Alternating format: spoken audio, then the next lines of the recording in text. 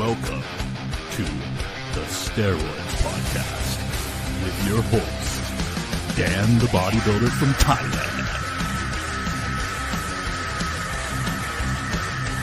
Boom! Boom! Let's get started here. The Steroids Podcast is brought to you by Ultimate Guide to Roids, 109-page ebook by Dan the Bodybuilder from Thailand. Now, for the first time in bodybuilding history, you have someone with no corporate interests and no obligation to please anyone, not walking on eggshells to not offend. Ultimate Guide to Roids gives you the information, the whole truth, not a full truth and a half truth, full truth. Ultimate Guide to Roids gives you the keys to the Lamborghini, gives you the information, and lets you decide what to do with it. It's a crime this information has been suppressed this long. Now let's get on with the podcast. Welcome to another episode of the Steroids Podcast. First question today is from Dynamic Edge. He says, can you discuss the best protocol to maintain a very low body fat, low water retention, dry, hard, rip-type physique, the one that you could market on social media? Water retention in the face needs to be a minimum when gaining. I'm thinking of a diet consisting of 90% protein, low sodium, and no processed foods. The surplus of calories will be really low. The cycle could be something simple like 200 Masteron, 20 Anavar, 2 IU growth hormone, 200 Test E, and maybe 125 Tren sporadically. What are your thoughts?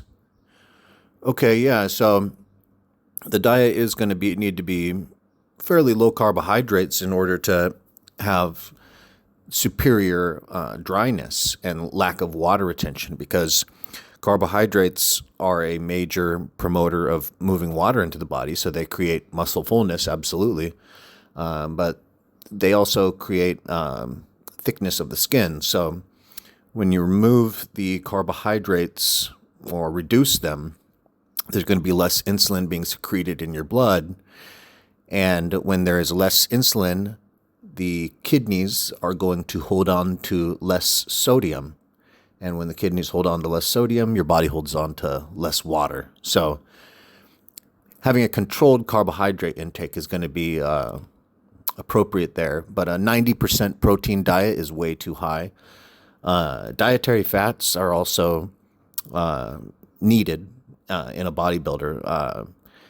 And some people you might hear on the internet from time to time, like, bodybuilders don't need dietary fats or something like that because they're already injecting their testosterone. And so that'll be like people on the internet assuming that the only reason why you would eat dietary fats is to create testosterone, which, dietary fats does much more than just help you create testosterone. They're totally essential. So don't fall for that.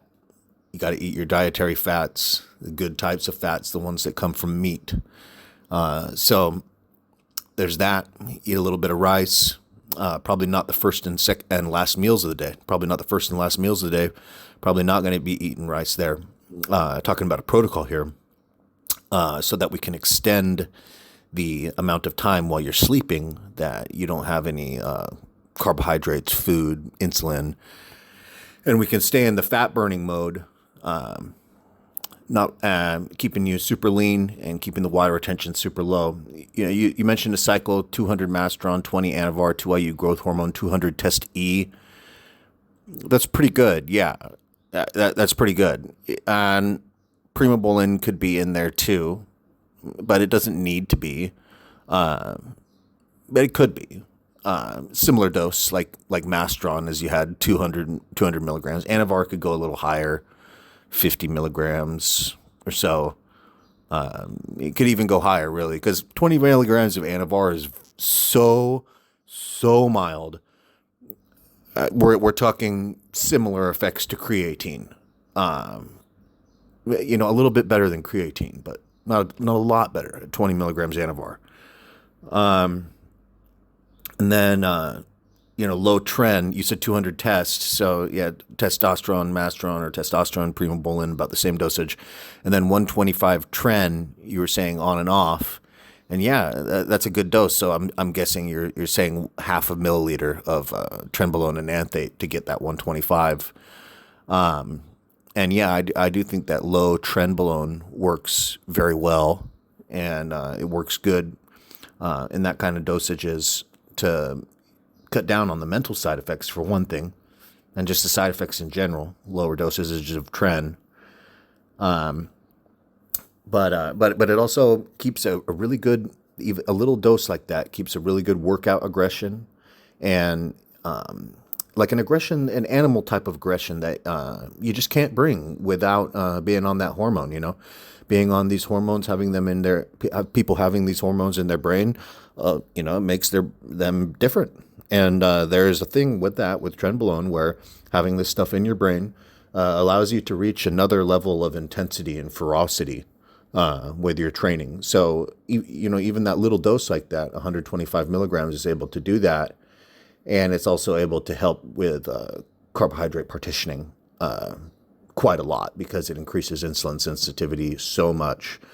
And then your global insulin levels fall. If you're more sensitive, your body doesn't have to produce as much insulin in order to get the energy in your blood into the cells.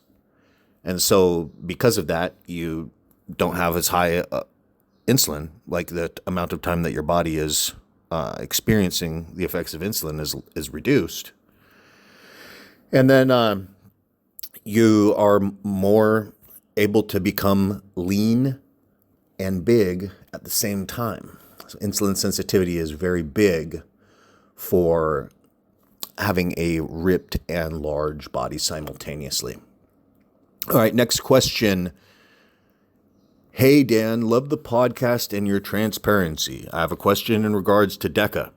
So could I run Deca high and testosterone low?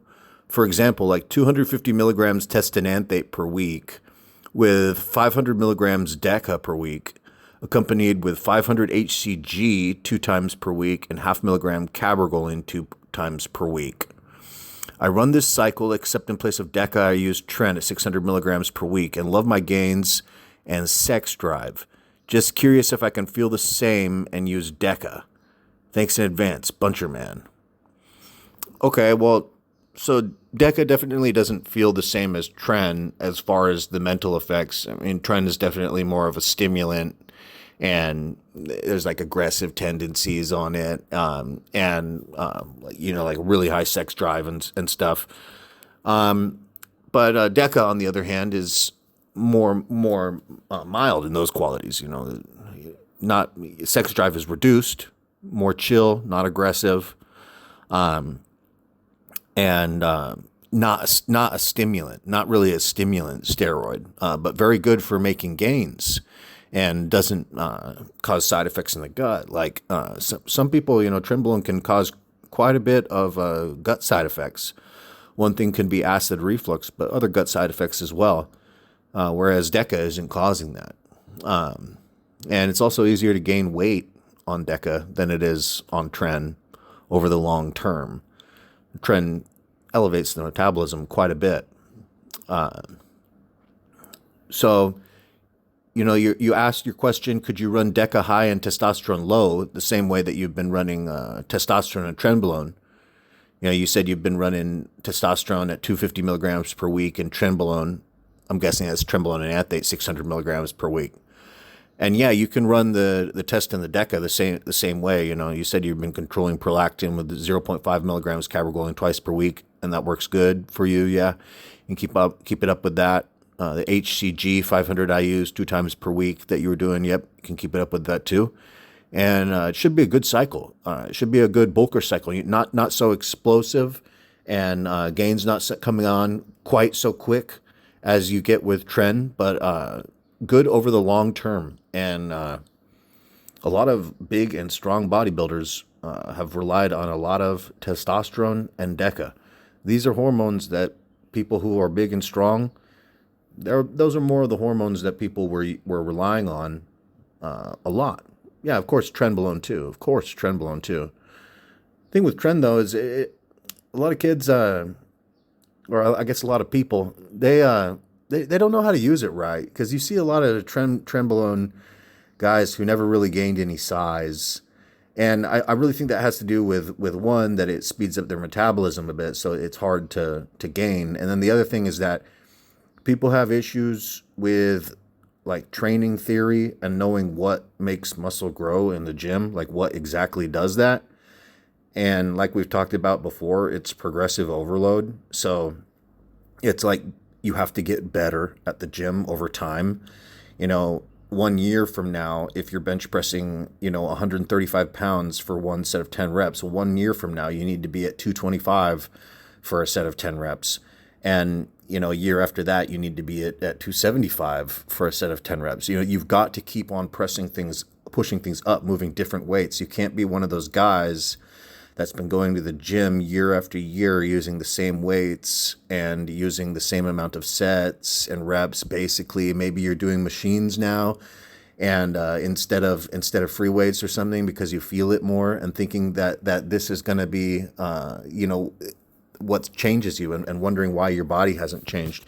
You have to go through this very hard process of putting in your dues, paying your dues, and putting in the work, building up strength, and building up exercise tolerance to volume, working with large amounts of weight for a lot of sets and a lot of reps throughout a workout that lasts quite a bit of time. And that is a tedious process. And it takes a long time to build up that kind of strength, and it's not like real fun, as in it's not doing the stuff that is flashy, that feels good. It's doing the boring exercises, the boring compound exercises, and really focusing on them. And they're not boring for me, but they are for some people, and really focusing on them, and making sure you get good at them, making sure you get damn good at them with freaking perfect form or very close to it.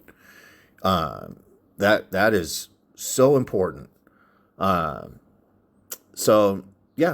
Next question. Hey, Dan, longtime listener and steroids enjoyer. I have 2 questions. What's the deal with Trenbolone acetate? I hear horror stories about the mental side effects, Tren cough, etc., but I'm on week 6 of 150 milligrams Trenace every other day, paired alongside 1 gram of test. I've been making gains and leaning out, but have virtually zero side effects to the point where I questioned whether my supply was even real. Is this typical? Yeah, so you're still kind of new on it. It's only been 6 weeks on it. So it's hard to be able to give a review on Trenbolone if someone's been on it for only 6 weeks. But then there's other question that you asked here, like, do the side effects that you're experiencing or lack of side effects that you're experiencing point to the authenticity of the Trenbolone? I don't think that that's a good, saying, where are the side effects? I don't think that that's the right way to determine whether or not a steroid is good. So with Trenbolone, when you get on it, especially Trenbolone acetate, when you get on it within 1 week, there is a unmistakable change in your strength. When you go to the gym, the weights that you were using before do not feel the way that they were before. You can move the same weights for 3 or 4 more reps than you were using before. You were using the same weights, and maybe you were doing sets of 8 reps, and now you go to the gym a week later, and it's you can do sets of 12 reps with that weight, and nothing else changed except for being on the Trenbolone. So your performance in the gym on legit Trenbolone changes within a week, and the pump feels different too. The pump, when you get pumped on Trenbolone, it feels more like your muscles are a separate, like they're separate from your body. They're their own thing. They're not just part of your body. They're like these muscles, and you've got them there on your body, but they're like their own entity. That's what it feels like, being on it. And then, yeah, of course, there are side effects and stuff too, but I would just, the other thing is you gain, most people gain 3 to 5 pounds when they first start taking Trenbolone, because there's an increase in intramuscular fluid and also carbohydrate storage. And so usually people gain weight their first week or so on Trenbolone, even if they're already taking test. because their body starts taking in more stuff. That's part of getting really anabolic, is your body just kind of holding on to stuff, taking on stuff. Let me see. So some side effects that are pretty common the first week or so of like being on Trenbolone would be like feeling kind of sick. Tren cough happens like, maybe like 1 of 7 shots or something like that if you're not taking the Tren straight up. But if you're taking it straight up, it might happen like 1 of 3 or 4 or 5 shots like that. But if you don't get Tren cough, that doesn't mean your Tren is fake. It's Tren cough isn't like an every time thing, and it happens when you take a shot. It's not like you're just walking around coughing all day on Tren. Like, oh, I'm coughing, man, I'm on Tren. No, it's a thing that happens. It's an allergic reaction that happens when you take the shot. It happens instantly when it hits your blood. When the Trenbolone, like the raw Trenbolone, hits your bloodstream. If you get like a bloody injection and it leaks into your bloodstream, then that's when the Tren cough happens. But yeah, that like night sweats, that's another big one. Being hot when you sleep, waking up drenched in the middle of the night. Eventually, if people, you said you're taking 150 milligrams every other day, so that's like 500 milligrams Trenbolone. So that's a pretty strong dose. So normally people would be getting side effects at your dosage. Yeah. It would be normal for somebody to be getting side effects, but you may just not notice it. Because like, I think you said you've been making great gains and leaning out, and you said I have virtually 0 side effects. So a lot of bodybuilders, when they're first getting into Trenbolone, they're just so excited about what's happening and so excited to be using what they're using that they don't consciously experience the side effects, because they're just in such a great mood, and like that because they're so happy that they're getting done what they want to get done. They're seeing their body now change and seeing it react to the gym and to the diet and everything the way that they've always wanted it to. You can just be like not noticing any negative effects. And it usually takes a few Tren cycles, like maybe 2 or 3 Tren cycles, to start being like, oh, actually I have been experiencing some side effects, but you don't really understand it so much at the beginning. You may or may not be, this is one of those things where you really have to talk to the guy, in depth and really see what's going on with him. But yeah, that's my thoughts. My thoughts on how do you know if, I guess, Tren is legit or not? What's it feel like to be on Tren? Okay, second part of his question is, can you give us a basic guide to managing estradiol?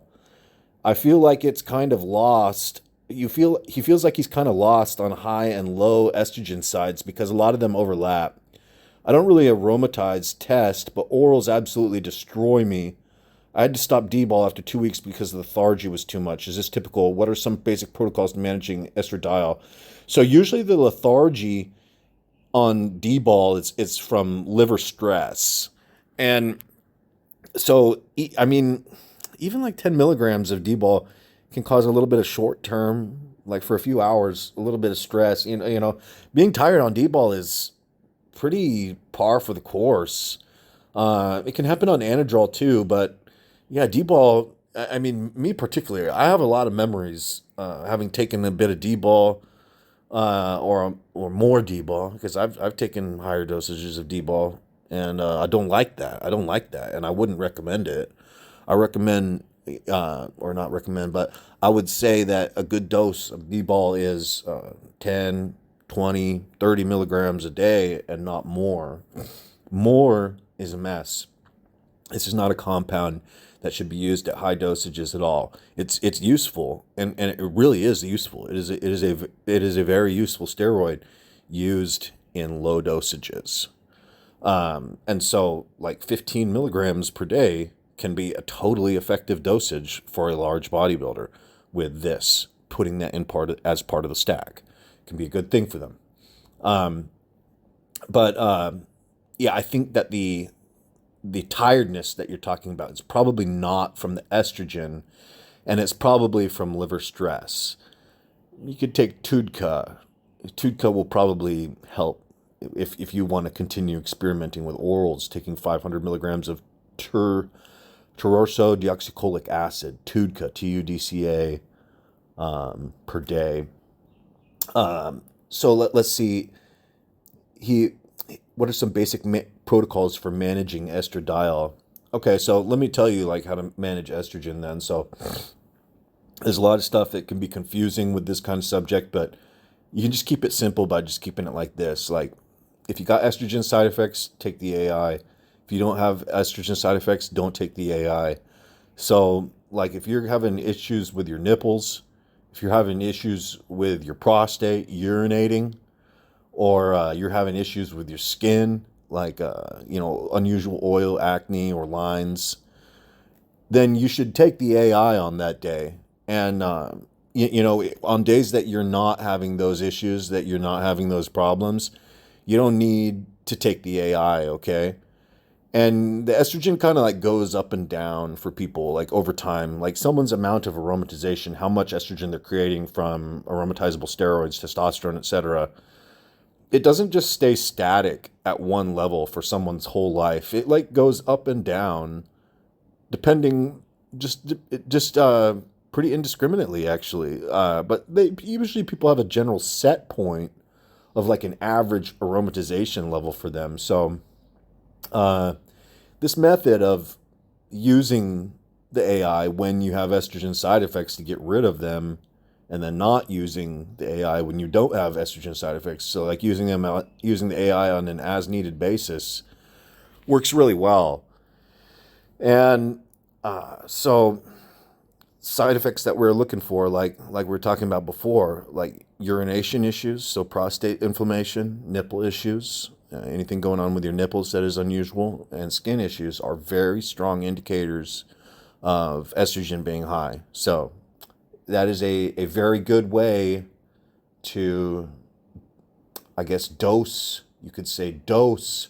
your AI based on your symptoms. Okay, next question. Adam asks, "Hey Dan, smashing my way through the Steroids podcast and loving it. Thanks for your amazing tips and info. I'm about to start my first cycle, 500 test and 50 milligrams Anavar, and thinking about setting up my PCT in advance. I'm going with pharma grade HCG. He has a 5,000 IU vial. He says he knows from previous podcasts that you should take 1,000 IUs. How would he split it up to make 1,000 IU injections? Hoping and planning to do 2 1,000 IU injections per week for 6 weeks. Thanks, man." Yeah, that'll work. Like 500 IU shots or 1,000 IU shots. Either of those will work. And normally HCG is done subcutaneous. It works good subcutaneous, injection into the fat, like belly fat or something like that. So if you got a 5,000 IU vial of HCG, it's going to be reconstituted. You're going to have a vial of white powder, and you're going to have a vial of water. And you're going to have to inject the water into the vial with the white powder and create a solution in there, okay? And so the amount of water that you inject into that vial of white powder is going to determine what the concentration of your solution is. So if you have a 5,000 IU vial and you injected 1 milliliter of water into that, that would give you a concentration of 5,000 IUs per 1 milliliter. So now 0.2 milliliters or 20 units on an insulin syringe is now going to equal 1,000 IUs of HCG. And 10 units, 0.1, is going to be 500 IUs of HCG. If you reconstituted your 5,000 IU vial of HCG with 1 milliliter of water. Now, if you reconstituted it with 2 milliliters, you'd change your concentration, because now it would be 5,000 IUs per 2 milliliter, which is 2,500 IUs per 1 milliliter. So, like I was explaining at the beginning of answering this question, is that the amount of water that you inject into the vial of HCG is what determines your HCG concentration, and then how much you're going to have to take into the syringe when you take a shot. All right, next question. Perk Daddy asks, "Hey Dan, question for the pod. Some background. I'm 6 foot, 250 pounds. Started my first big cycle, but I've been running steroids for some years now as a boost in the gym. Currently on 500 milligrams Sustanon, 400 milligrams Primo, 300 milligrams Deca per week, and 25 milligrams per day of Anadrol. I normally run 700 to 800 milligrams per week total steroids. Now with this cycle, I'm around 1,300. I've only been on this for a little over a week, but on 2 separate occasions, I've got lightheaded, cold sweats, and felt like I was going to throw up and pass out. I figured sugar dropped, so I ate and drank some fast-acting sugar both times. Didn't seem to help right away, but it finally passed. I was wondering what else it could be. Also, do you think it's because I've upped the doses? P.S. I've been very out of breath when working out, and last time I had the lightheaded stuff, my teeth felt numb." Yeah, those are some weird side effects. I mean, they're not typical. Not typical. I think that you had a good idea when you had the cold sweats and you felt lightheaded to go with trying sugar, some kind of sugar, like a blood sugar issues. But you said that didn't help it. So what that makes me think is that you got steroid flu. And steroid flu is just a reaction to going on cycle or using higher doses that you're not used to, where your body just says, what is this foreign substance in my body? And it starts basically giving you a fever or a flu, like the same kind of symptoms as you'd have when you have the flu, because your body gives itself a fever to try and get rid of this invader. It doesn't like what's happening. And yeah, I mean, that happens. Like a lot of people's first cycle, they get testosterone flu, and that usually stays around for like 2 or 3 weeks or so. And then usually, like every time someone uses Trenbolone, usually they'll get a little bit of Tren flu for about a week.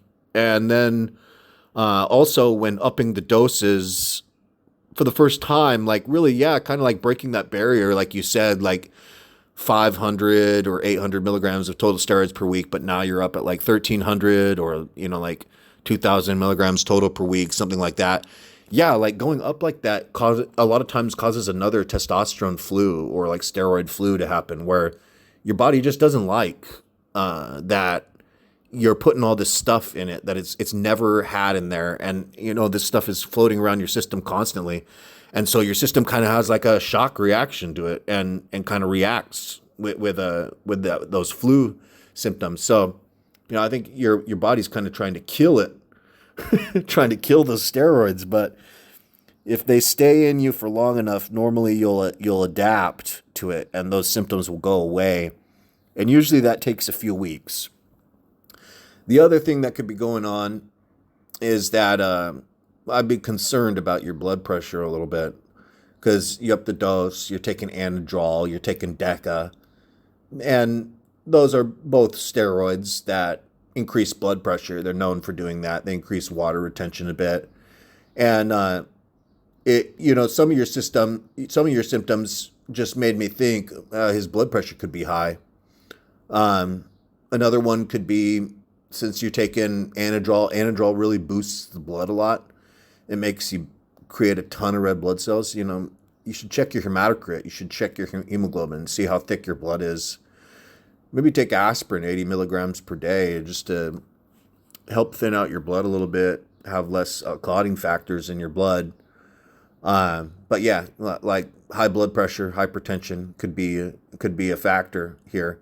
For bodybuilders, what works really good is using a wrist monitor for blood pressure, because bodybuilders' arms don't really work really good with the regular cuffs for giving an accurate reading, but they have wrist monitors that just go on. It's an electronic blood pressure meter, and you wear it on your wrist.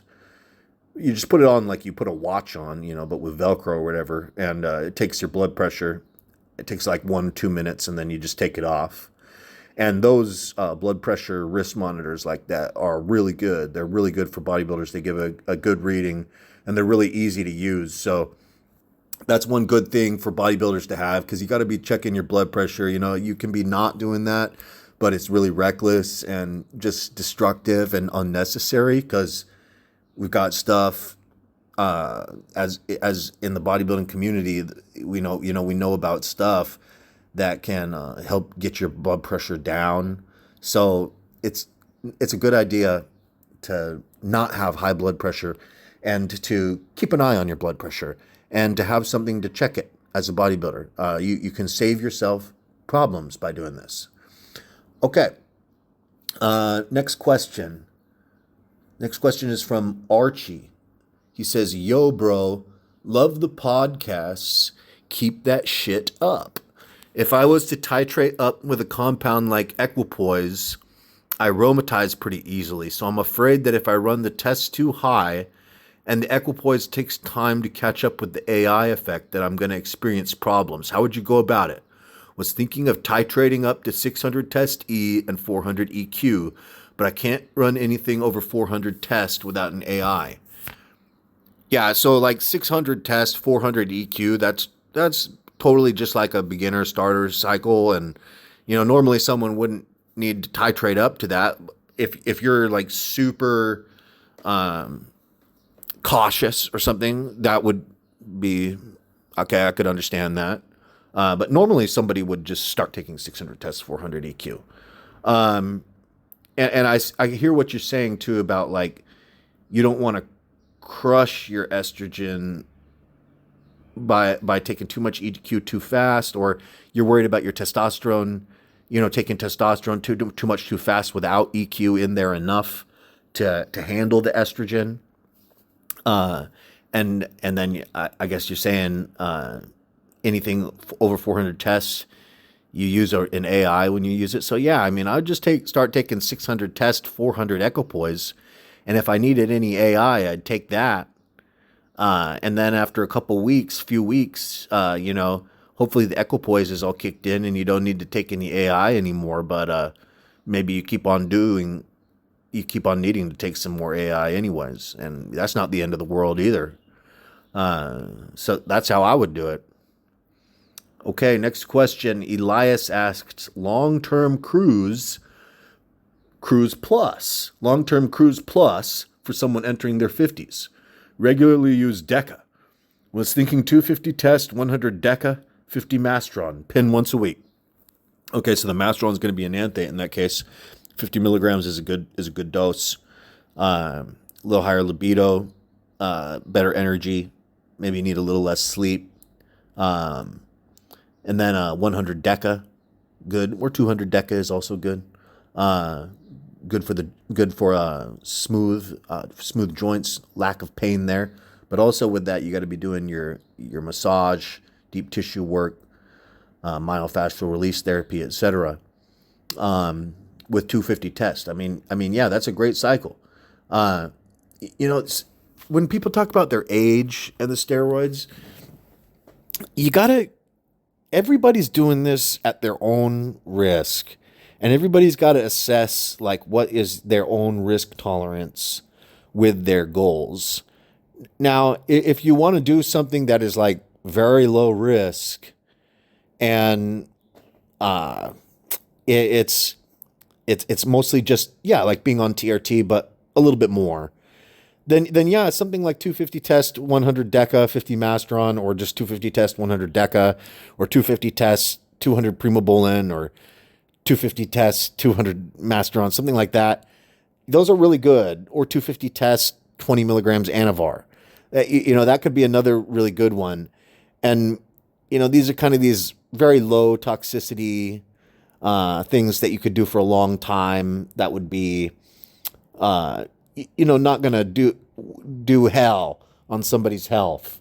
And so somebody who's a little older, like 50 years old plus, might be a little bit more thinking that sounds like a good thing to do. Because usually as we get older, risk tolerance goes down a bit, But on the other hand, the steroids don't stop working when you get older. They still work. So even if you're 80 years old, these steroids will still have effects on your muscles. And I occasionally do run into very old steroid users who have really incredible physiques. I was on an island in Thailand. I was in Koh Chang Island about a year ago, and there was a dude there who was like 75 years old, and he was completely ripped, with six pack. He was always walking around with his shirt off and everything. But this was Grandpa. This was definitely Grandpa with the white hair and everything. But I was staying at this I was staying at this place. It was like a beach house, a house next to the beach, and there was other little houses next to the beach too. Okay, and he was staying in one of them too, and I would kind of watch his habits every day. And every day he would get up and he would go out like walking but it was not really so. It was more of like a kind of a jog workout. But the impact, he couldn't take that because he's too old. So it's kind of like a power walk, kind of a little bit like that. But he was doing that for like an hour and a half every single freaking morning. And then of course he was lifting weights and stuff too, and he was obviously taking a bit of steroids. Looked like he was on some orals or something like that, because his muscles had like shape and pop.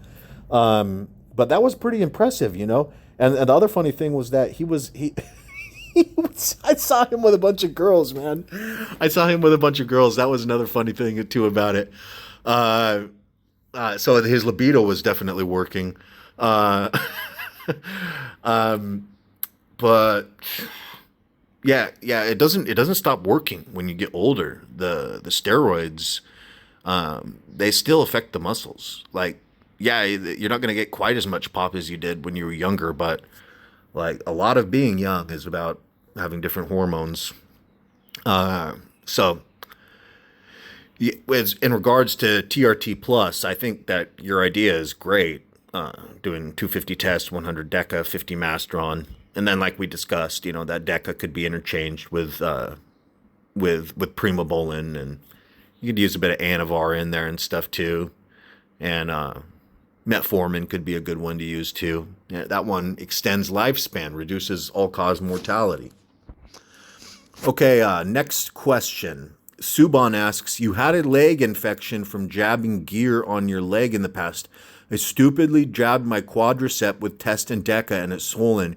You think it's best to avoid jabbing legs and stick to shoulders and glutes? Yeah, I do think it's better to not inject in the quadriceps. The quadriceps, anecdotally, among bodybuilders, causes a lot of problems when it's injected.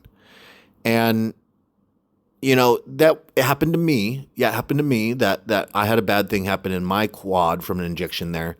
But you know how many people like reached out to me like since then saying like they've had something like similar happen or whatever, because that thing that I had with my leg got popularized a lot. And so then, other people started reaching out to me around the world, kind of like saying like, oh, they'd had something similar happen or something like that. And bro, there is a thing like with quads. And I've also, from working with training, working with my training clients and everything, when they've had problems with shots, a lot of times it's in the quad. Like, I swear, man, it's more than 75% of the time when someone has a injection site problem, and it's kind of like, okay, that's looking kind of bad. More than 75% of the time it was in the quadriceps. And so, having had that experience with me and having had that anecdotal experience with a lot of others, I just have to say, it's my advice to not do quad injections and stay away from them. Glutes and ventral glutes are really good, and each of them can take 5 milliliters per shot. So that's 20 milliliters right there just on your hips per week. If you did one shot ventro and glute on each side once per week. So, that alone there is pretty good. But yeah, I wouldn't do quad injections. It's one of those things where, there's a lot of blood vessels, a lot of nerves, things going through the legs, the quads right there, and sticking a deep needle in it or a shallow needle in it just doesn't work good. The body doesn't want it. And a lot of people's bodies have a tendency to reject injections in those areas. Next question is from Nelson, who asks, "Hey Dan, my question is I'm currently using Test Prop 400 milligrams per week, Trenbolone acetate 400 milligrams per week with Retatrutide, titrating up my dose with Reta. I want to get peeled as it's my first cut ever. 2 weeks in and I'm freaking gaining weight, but I'm eating way less food than normal but look fuller. Do I just need to keep reducing my calories and or increasing my cardio? I've always bulked and this cutting shit seems different to me. Cheers, thank you." That was a funny message. I like that one. Well, let me tell you what I think is happening right now is when you first go on Trenbolone, your weight goes up. You said you're 2 weeks in, and usually the first week or 10 days or so when you take Tren, yeah, even if you do eat less, your weight still goes up because you get this thing starts happening where your muscles are taking in fuel storage and water, and you're getting this cosmetic appearance of being on Tren. That's happening. The cosmetic appearance of being on Trenbolone is appearing on your body, and that is associated with weight gain. So the first 7 to 10, even 14 days, yeah, even if you are dieting, you can actually gain weight on the scale. So you'll be looking leaner and looking better, but you can gain weight, and that's the cosmetic appearance of Tren coming on. So that's what I think you just had there. And I think you just need to wait it out. I think if you keep on doing what you're doing, eating way less food than normal, and you said, but look fuller, because you added in Trenbolone, and Retatrutide helps with that too. And these GLP-1 agonists, semaglutide, Retatrutide, tirzepatide, extremely effective cutting medications, extremely effective cutting compounds for cutting weight, getting cut, doing bodybuilding, doing a cut. So I don't think you need to reduce your calories and increase your cardio. Just keep it up what you're doing another couple weeks, and your weight's probably going to start dropping. Yeah, it should drop this week. It should on the third week here now. It should start dropping. Just so long as you're dieting. If you're still having trouble getting your body weight to go down, even when you're eating less food, then start trying to get your insulin levels to be lower, because the insulin, usually Trenbolone makes people so freaking sensitive to insulin that their insulin levels do drop a lot, and that's where a lot of the fat burning from Trenbolone comes from. And other than being on Tren in regards to getting your insulin levels down, don't eat carbohydrates before you go to bed. Don't eat carbohydrates the first meal when you wake up. And then you can take insulin sensitivity supplements like berberine 500 milligrams or cinnamon 500 milligrams. Those work really good. And that going along with the Trenbolone, not eating carbs the first or last meal of the day, doing some cardio, eating less foods, being on the Retatrutide, you're gonna get the results you're looking for, man. Okay, the next question is from Jeff. And Jeff asks, low dose Tren, maybe 75 to 100 milligrams total for the week, roughly 15 milligrams daily at 58 years old. All blood markers are great. On 600 milligrams Testi weekly and 300 Primobolan. Okay, so Jeff just wanted to inform us that he's taken 600 Test, 300 Primo, and he's taken 100 milligrams of Tren at 58 years old, and all his blood markers are great. All right, good for you. Awesome. Next question, Future Myco Tren asks, hi Dan, what's your take on frequent switching between various compounds instead of running, let's say, 2 compounds for a longer period? I personally very often opt for the first option due to the fact it's just fun to swap between all these compounds, mixing them all together and providing frequent different stimuluses for the body. Okay, so it's good to take a lot of different types of gear, actually. So as far as like running a steroid stack, like 2 is the bare minimum. When you say instead of running 2 compounds for a longer period, like running 2 different steroids would be the bare minimum for making this like work the way it should. But running more types works really good. So like stacking many different types of steroids that each have their own little way of affecting metabolism can go a long way, because they're not just affecting the androgen receptor and affecting the androgen receptor the same way. They're doing different stuff to it. Each one of these has different metabolic pathways that they are associated with, and that they help light up the switches there to make things happen. So, I mean, some people have never heard of stacking orals, but they've sure heard of stacking prohormones or stacking SARMs or something like that, So it's like, how the hell could you have never heard of stacking oral steroids then? Because that absolutely works, stacking Superdrol, Anadrol, and Winstrol together, for me, works really, really good. Taking all those at the same time, as far as getting a look and getting an anabolic metabolism, and having fat burning going on at the same time, having a great cosmetic effect, those kind of things, and stacking orals. So, it's the same thing with the injectables too. Just in general with taking gear and taking roids and everything. More does more. Taking more does more. It's the same as it would be with drinking alcohol. You drink more alcohol and you get more drunk. And you take more steroids, more different types of steroids, etc., and you increase your potential for getting big. Your limit for how big you can get, your limit for how strong you can get, goes up in proportion to the amount of stuff you're taking. All right, that's going to be the last question for today. If you guys need further access to my bodybuilding knowledge, you can sign up for my 1-month daily text messaging program, which is like a bodybuilding service that I do, where any bodybuilding related questions you can ask me each day, WhatsApp text messaging, and I'll get back to your questions within 24 hours or less. It's $99 for a month. And then the other service that I do is the 1-hour phone call consultation, which is $59. Get on the phone for an hour and talk bodybuilding. So for more information about that, send me an email at steroidspodcast@gmail.com.